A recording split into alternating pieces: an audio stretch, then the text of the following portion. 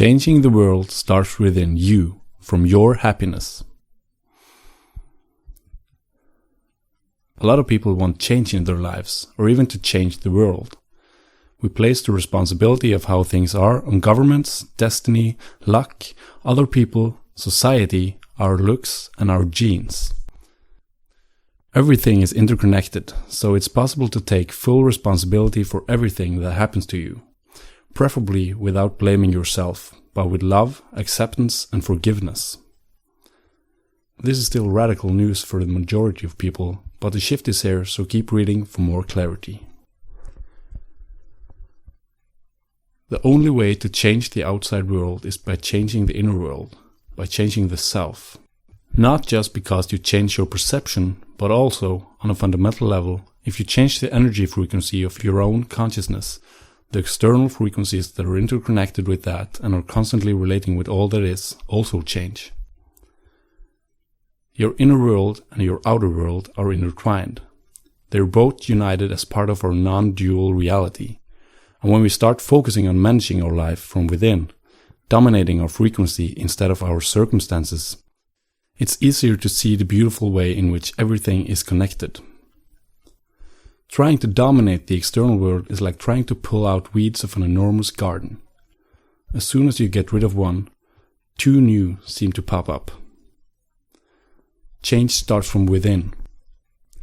Be the change you want to see in the world. Gandhi was right. If you want the people of the world to be happy yourself and take it from there. The happiness illusion. The reason we pursue external things like health and wealth is because we presume that they will result in happiness. To some extent this is true. However, happiness can be experienced directly, and on this level it's relatively independent of health and wealth. Health and wealth can serve as permission slips for you to allow yourself to feel happy. If you choose to allow happiness by starting internally, you'll see a change externally. Happiness is fragile for most of us. It can be interrupted by chance remarks, missing a bus, computer trouble, and whatnot.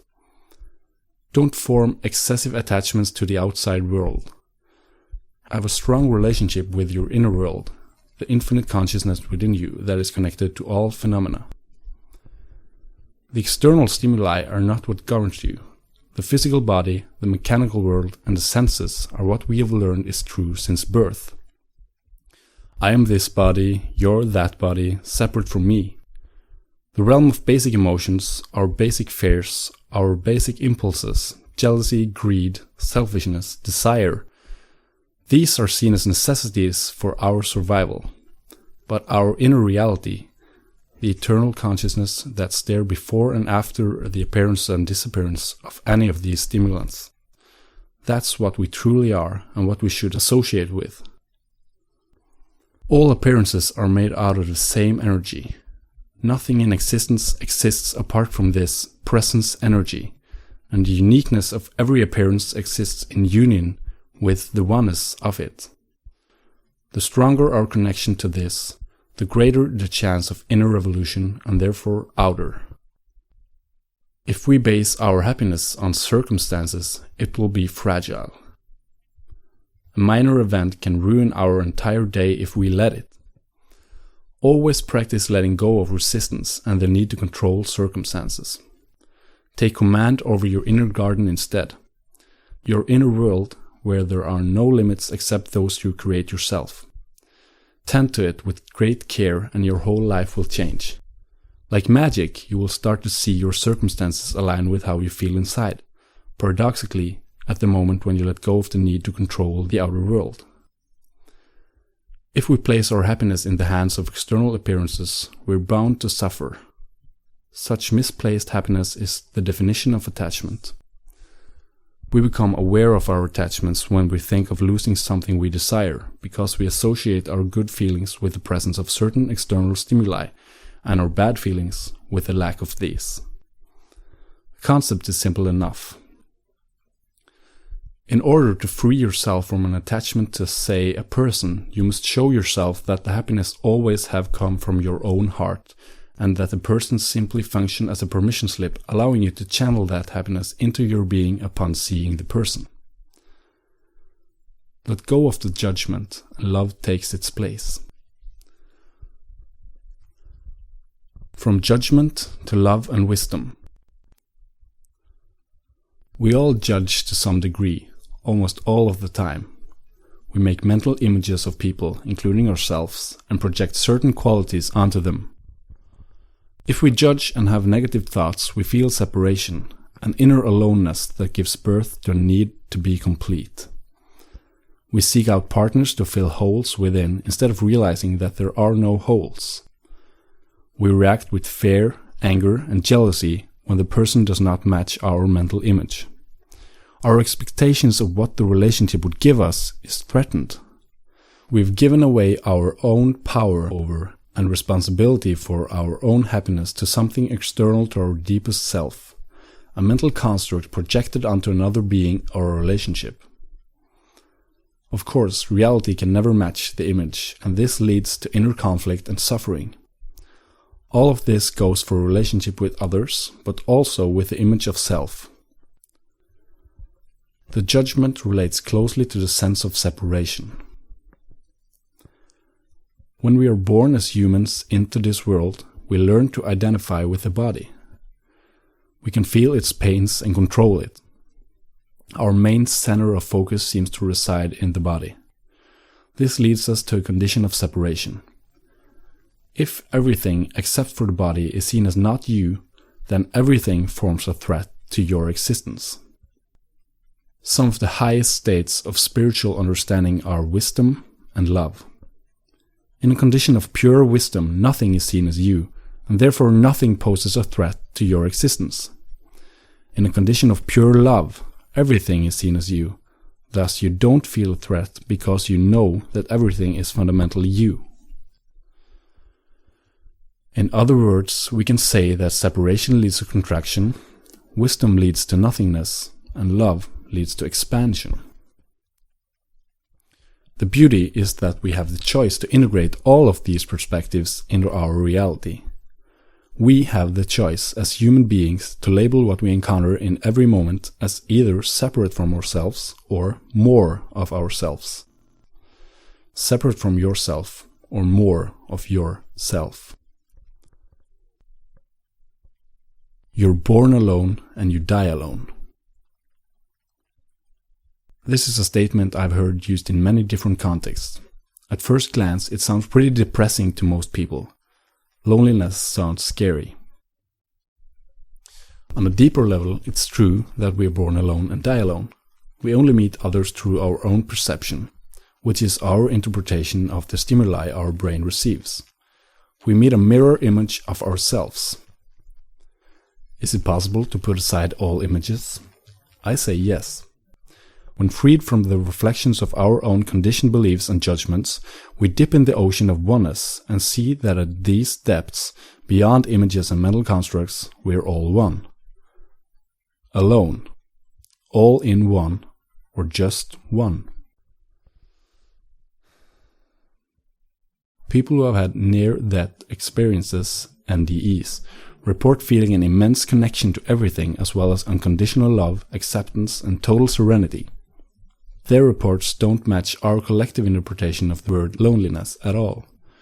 These people report the dissolution of all mentally constructed barriers and the return to unity, being truly alone. So do not be afraid. Find comfort in yourself and your aloneness, your all-in-oneness, total completion and love. Fear is an illusion, and has been said to be the opposite of love. False evidence appearing real. FEAR. We're tricked again and again by the fear of not being complete, the fear of lack. Know intellectually that lack cannot exist in infinite creation. Feel experientially that there is no lack by tapping into your source, the consciousness and love that resides in all appearances. Everything is already and always complete. Nothing is missing. Everything is in its right place to the utmost perfection. The belief in false evidence appearing real, fear, leads to suffering.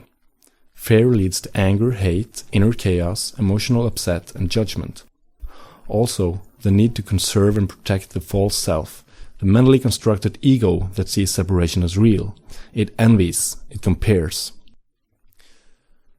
Comparison ultimately leads to self-condemnation, which can be projected on the world in the form of hate and war, blaming others and not taking responsibility. Be honest with yourself. If you think you're running from or hiding from something, do some honest investigation and self-inquiry. Spend time alone with who you are. Know that everything in this moment is already accepted and take action if you want change. Don't hate the system if you feel that your work is a meaningless ritual. Don't hate the government because of the inequalities of the world. Work on your inner world with love and trust that the outer world will follow. Perception is reality. If you choose to perceive the fear as real, it'll be your reality.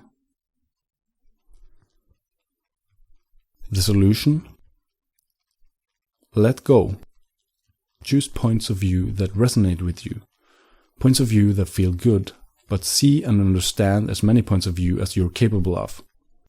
Let go of any unhealthy attachments to money, drugs, sex, and alcohol so that these things don't become governors of your life. You cannot help the world from a place of biased perception. Let go of the bias, your own opinion, and tap into a higher state of loving service by seeing all the points of view that are available in any given scenario. The more points of view you can see, understand, and accept, the more balanced and refined your love and wisdom are, and the more pure and true your service to the world will be. He who spends his time pursuing joy in the spirit of love will fill himself with a light so bright that other people cannot help but notice.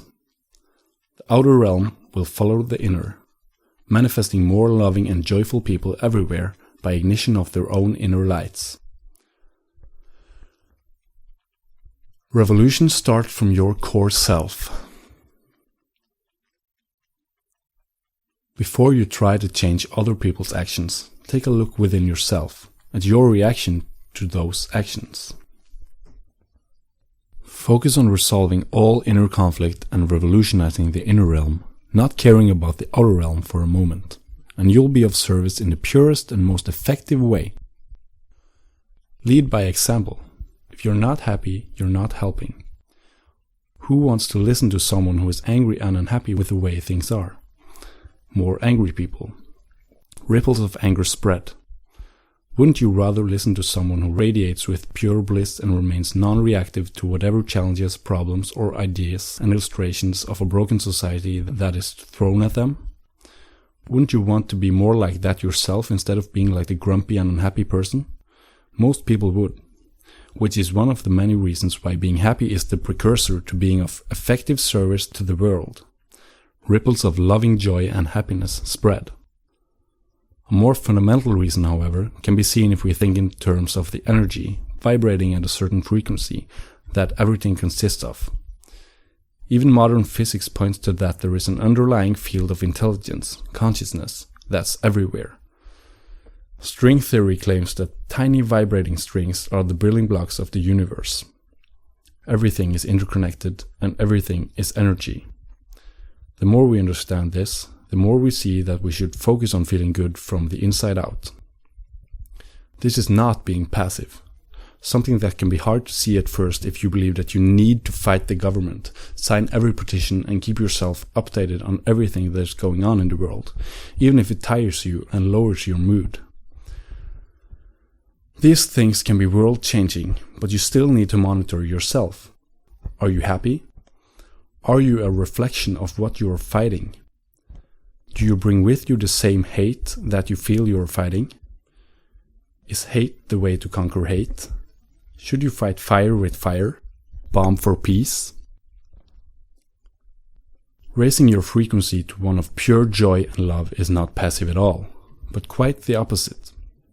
If that is where you come from, you'll be clear on how to be of service to everyone in the best possible way, without forgetting yourself. This is not to say that you should use this as an excuse not to take action and just do what you want, or perhaps basically do nothing. Being passive can take on many forms, just like taking responsibility can. Act on what excites you, knowing that you're capable and worthy of more than you could ever dream of. True passiveness most often comes from fear or a lack of confidence. A lack of feeling that you're enough or worthy.